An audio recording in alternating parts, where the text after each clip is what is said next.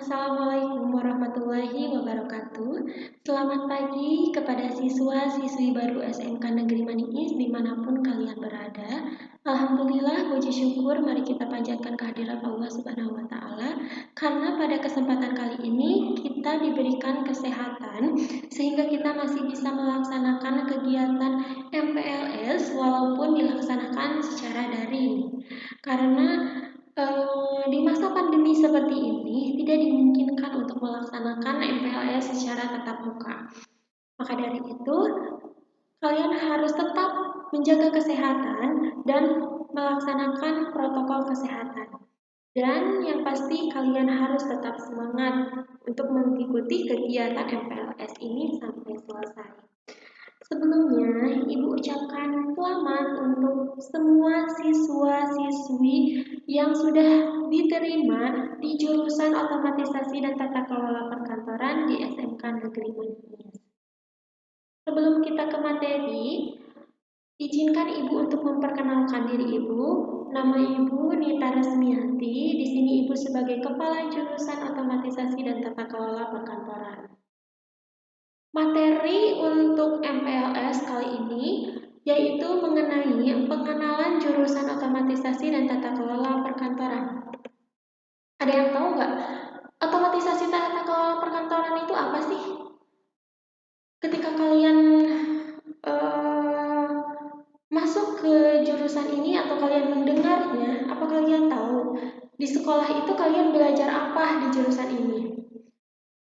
Nah, maka dari itu Ibu ingin mengajak kalian untuk merenungkan sejenak mengenai alasan kenapa kalian memilih untuk masuk ke jurusan otomatisasi dan tata kelola perkantoran. Mungkin ada yang udah tahu jurusan OTKP itu belajarnya apa. Terus peluang kerjanya itu ketika sudah keluar sekolah itu apa. Tapi mungkin lagi ada yang tidak tahu jurusan OTKP itu apa, peluang kerjanya itu apa. Maka dari itu, sekarang kita bahas mengenai apa itu jurusan otomatisasi dan tata kelola perkantoran. Jurusan otomatisasi dan tata kelola perkantoran atau disingkat OTKP atau dulu namanya itu AP, Administrasi Perkantoran, itu sama aja. Nah, OTKP ini merupakan salah satu jurusan di SMK Negeri Maniis yang mempelajari segala jenis kegiatan di kantor, di mana peserta didik dibekali dengan pengetahuan, keterampilan, dan sikap dalam menyelesaikan pekerjaan-pekerjaan perusahaan atau kantor. Jadi di sini kalian akan belajar mengenai kegiatan-kegiatan di kantor. Jadi apa aja sih yang dilakukan di kantor itu? Kemudian pekerjaan-pekerjaannya apa sih? Alat-alat kantor itu apa sih? Nah, di sini kita akan belajar. Kemudian tujuan dari jurusan OTKP itu apa? Tujuannya mempersiapkan peserta didik yang terampil, kompetitif, berkepribadian, dan profesional demi mencukupi kebutuhan tenaga kerja administrasi dalam lingkungan pekerjaan kantor untuk siap bersaing di era global. Jadi kita ini dibekali atau disiapkan untuk bisa memiliki keterampilan, kompetitif, kepribadian, profesional di dunia kerja. Karena persaingan di dunia kerja itu sangat ketat. Jadi kalian akan dibekali keterampilan mengenai kegiatan-kegiatan atau pekerjaan-pekerjaan di kantor. Kemudian, mata pelajaran jurusan otomatisasi dan tata kelola perkantoran. Mungkin di sini kalian akan belajar pelajaran-pelajaran yang sebelumnya itu tidak ada di waktu SMP. Mata pelajarannya mungkin akan sedikit asing di telinga kalian, karena akan ada mata pelajaran yang beda atau belum pernah diajarkan atau kalian bahkan baru mendengar mata pelajarannya. Nah, di sini untuk pelajaran kelas 10 OTKP itu ada muatan nasional, ada muatan kewilayahan, kemudian C1 dasar bidang keahlian, C2 dasar program keahlian. Nah, untuk muatan nasional, mungkin ini kalian sudah mendengar atau bahkan sudah pernah belajar, karena mata pelajaran ini juga sering diajarkan waktu SMP, seperti PAI ya, Pendidikan Agama Islam, PKN, kemudian Bahasa Indonesia, Matematika, Sejarah Indonesia, dan juga Bahasa Inggris. Kemudian muatan kewilayahan itu ada seni budaya, kemudian pendidikan jasmani, olahraga, dan kesehatan. Nah, bedanya di sini di C1 dan juga C2.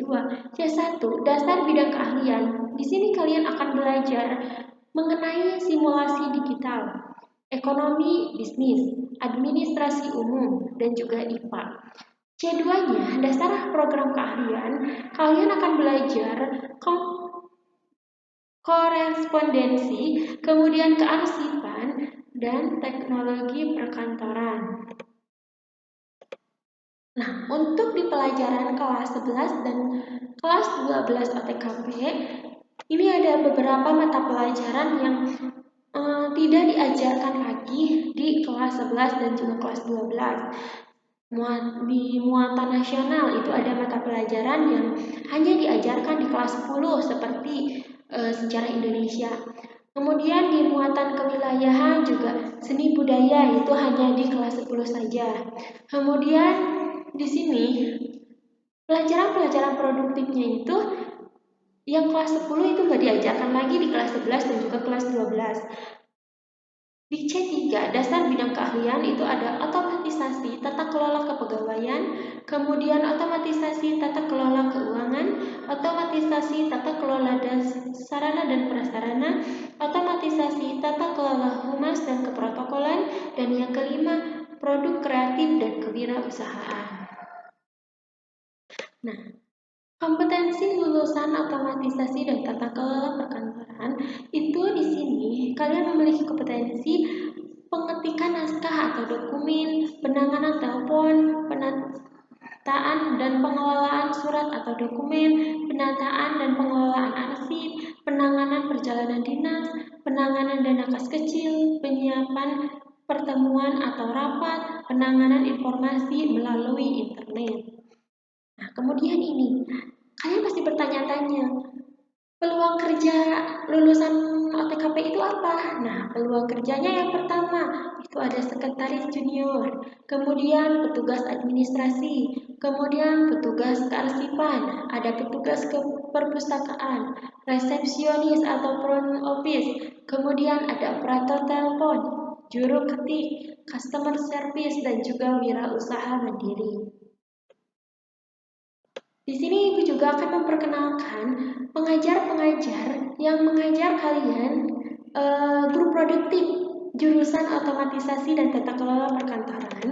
Grup produktifnya itu ada yang pertama Ibu Rela Lelatur Rahmah SE, kemudian Siti Nur Armanah SAK, Rina Erdiana SPD, Eni Nuraini Eskom, Muhammad Gilang Nugraha Putra SE, dan Arik Rabani SSI.